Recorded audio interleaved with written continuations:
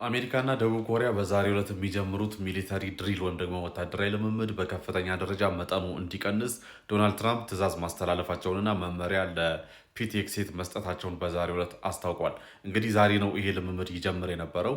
100% ይቆም ነበረ። ነገር ግን ኦልሬዲ ካለቀ በኋላ የተወሰነ ውሳኔ ስለሆነ ሙሉ ለሙሉ ካንሰል ማድረግ አንችልም፣ ነገር ግን ሰብስታንሻሊ መቀነስ አለበት ብለዋል ማለት ነው። ለዚህም ውሳኔያቸው ፕሬዚዳንቱ ሶስት ዋና ዋና ምክንያቶችን አንስተዋል። የመጀመሪያው ሰሜን ኮሪያን ፕሮቮክ የሚያደርግ ወይም ደግሞ ለጸብ የሚቀሰቅስ ምንም አይነት ነገር ማድረግ አይጠበቅብንም የለብንም ብለዋል።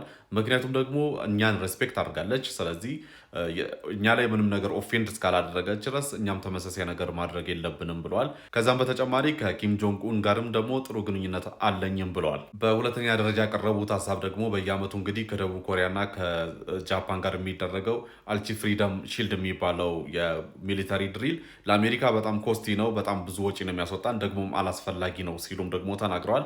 በሶስተኛ ደረጃ ያቀረቡት ሀሳብ ደግሞ ፕሬዚዳንቱ ቀጥታ ደቡብ ኮሪያን ብሌም አድርገዋል። ያም ደግሞ ምንድነው ከዚህ በፊት ኢራንን ዲኑክለራይዝ እናድርግ ብዬ ከዚህ በፊት ለደቡብ ኮሪያ ላቀረብኩት ጥያቄ አዎንታዊ መልስ አልሰጡኝም፣ ማለትም ዌልካም አልነበሩም። ስለዚህ አሁን ደግሞ ይህንን ከነሱ ጋር ማድረግ ያን ያክል አስፈላጊ አይደለም ብለዋል።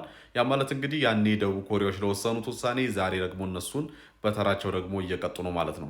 የሆነው ሆኖ እንግዲህ በዛሬው ዕለት የሚጀመረው የሶስቱ ሀገራት የወታደራዊ ልምምድ ወይም ደግሞ ሚሊተሪ ድሪል ይጀመራል። ለ10 ቀንም ተከታታይ ይቆያል። ነገር ግን የታሰበው ነገር ሁሉ አይደረግም ማለት ነው።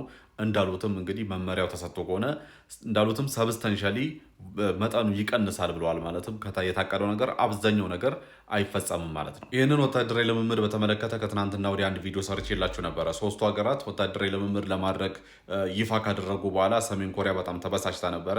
በዚህም ኪም ጆንጉን እንግዲህ ባለስቲክ ሚሳይል ሁላ ተኩሰው ነበረ ወደ ጃፓን አቅራቢያ። ታዲያ ያ አሰስመንት ተሰርቶ የአሜሪካ ሚሊተሪ ፈጽሞኛ ታርጌት አልተደረግንም የሚል መረጃ አውጥቶ ነበረ። ታዲያ እንግዲህ ለዛ ይመስለኛል ዶናልድ ትራምፕ እኛን ሬስፔክት አድርገዋል፣ ስለዚህ እኛም እነሱ ደግሞ ሬስፔክት ማድረግ አለብን፣ ከኛ ጋር ምንም አይነት ንክኪ የላቸውም ሲሉ የተናገሩት ማለት ነው።